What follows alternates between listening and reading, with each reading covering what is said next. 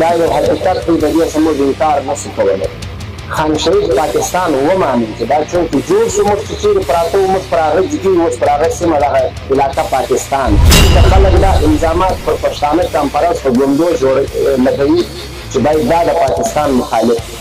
دا بالکل غلطه خبره ده چې یا به د ورونو په شان ژوند کوو یا به د ځناورو په شان یو بل وژنو. پاکستان دروازه اول د 1947 ولسېد، بیا درننه وژي ټول. نه پښتانه تسلیموي، نه د پښتانه مشران تسلیموي، نه د پښتانه سیاست تسلیموي. موږ د دې نظام سیستم خلاف یو، که دا نظام و سیستم زموږ خلاف چلېږي. د ونې خبر دی، ځینې بیا دا کم ځوانان چې ناست دي دا په تاریخ نه دي خبر. زموږ ملک پاکستان چې په 1947 کې جوړ شوی دی، د پاکستان د جوړېدو څخه یو کال د مخه په سن 1946 کې چې کله په خیبر پښتونخوا کې الیکشن وشو، ډاکټر خان چې د باچا خان ورور دریم ځل د خیبر پښتونخوا الیکشن وګټي او دریم ځل د خیبر پښتونخوا وزیر اعلی جوړ شو. دا هغه ټیم دی، هغه تاریخ دی چې په پاکستان کې پر دې سیمه د پښتانه کامه څخه علاوه نور کامونه که سندۍ دي، که پنجابۍ دي، که بل دي، که بل دي. دا نه سیاست پیژني، نه د سیاست سره بلد دي، نه د سیاست نمر معلوم دي چې سیاست څه ته وایي. پښتانه کام د پاکستان جوړېدو څخه د مخه پر دا سیمه سیاست کوي، پر دا سیمه حکومتونه کوي. بیا په سن 1947 کې چې کله پاکستان جوړ شو، د جنوبي پښتونخوا څخه خان شهید عبدالصمد خان اچکزی قائد اعظم محمد علي جناح ته یو خط لیکي.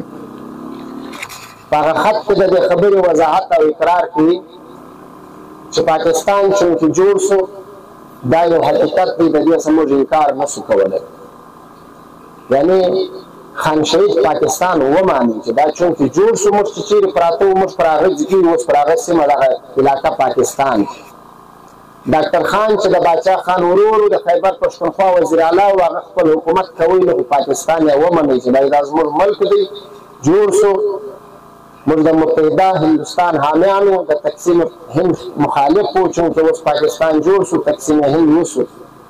صدا پرین موږ نه ملګري یو. د پښتانه خلاف د دې ملک ریاستي ادارې راولاړ شوي دي، د پښتنو سره سیاست، د پښتنو سره خپل واک، د پښتنو سره خپل حکومت په جبر، په زور او په ظلم اخیستی.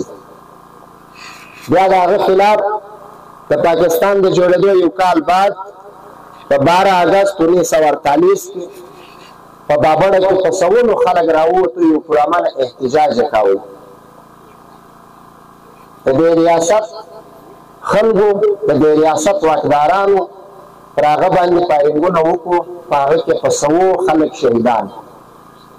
د هغو خلکو ګناه خالي دا وه، د دې ریاست ته صرف دا غوښتنه غوښته چې باید د موږ سره ولې دا ظلم کېږي.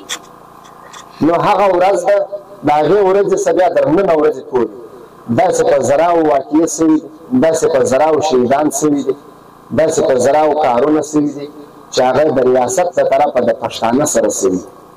نن که خلک دا الزامات پر پښتانه کمپرست په ګوندو لګوي چې باید دا د پاکستان مخالف، دا بالکل غلطه خبره ده.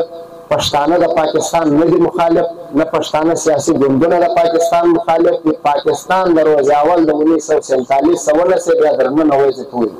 نه پښتانه تسلیموي، نه د پښتانه مشران تسلیموي، نه د پښتانه سیاست تسلیموي. نن چونکې د پی ټي ایم غونډه ده په اجرم کلي سرو کې، د پی ټي ایم کوم مشران دلته راغلي دي، دا اوس د دې وخت د دې سیمې ضرورت دی. د پښتانه کام هر بچی د سیاست کې، د پښتانه کام هر بچی د شعوري طور ځان تیاروي. د پاکستان د پښتانه کام هر بچی به د دې ملک په نظام، په سیستم ځان پوه کړي چې آیا موږ د دې نظام سیستم خلاف یو، که دا نظام و سیستم زموږ خلاف چلېږي. د 1947 تر ننه تاریخه پورې موږ خو په کال کې یوه ورځ یوه غونډه کوو، یا په میاشت کې یوه ورځ یوه غونډه کوو. د دې ملک چې کوم نظام دی، کوم سیستم دی، د پښتانه کام خلاف په ډېرو مختلفه شکلو بغیر د یوې لږه وقفې تر ننه تاریخه پورې شروع دی. زه ملګرو چونکې عقیدتاً د باچا خان پیروکار یم. باچا خان یو خبره کوي، باچا خان په خپله زندګۍ کې ډېرې داسې خبرې کړي دي چې ډېره مختصره خبرې وي، خو د هغه خبرې مقصد او معنا دومره زیات وي چې تر هغه کتابونه ولیکل سي د هغې خبرې معنا نه پوره کېږي. باچا خان په خپله زندګۍ کې و پښتانه قام ته یو خبره کوله، هغه خبره د عوامي نیشنل پارټۍ دپاره نه وه، نه د یو کور مقابلې دپاره وه. په دنیا جهان کې چې چیرې پښتون افغان ژوند کوي د هغه ټولو پښتنو افغانانو دپاره وه. خبره دا وه چې یا به د وروڼو په شان ژوند کوو یا به د ځناورو په شان یو بل وژنو. دا اوس د پښتانه قام د ځوانانو پورې تعلق لري چې د پښتانه قام ځوانان د وروڼو په شان یو بل سره ژوند کوي که د ځناورو په شان یو بل وژني. نور وخت مې نه اخلمه، مشران ناست دي هغه به دې ته تفصیلي خبرې کوي.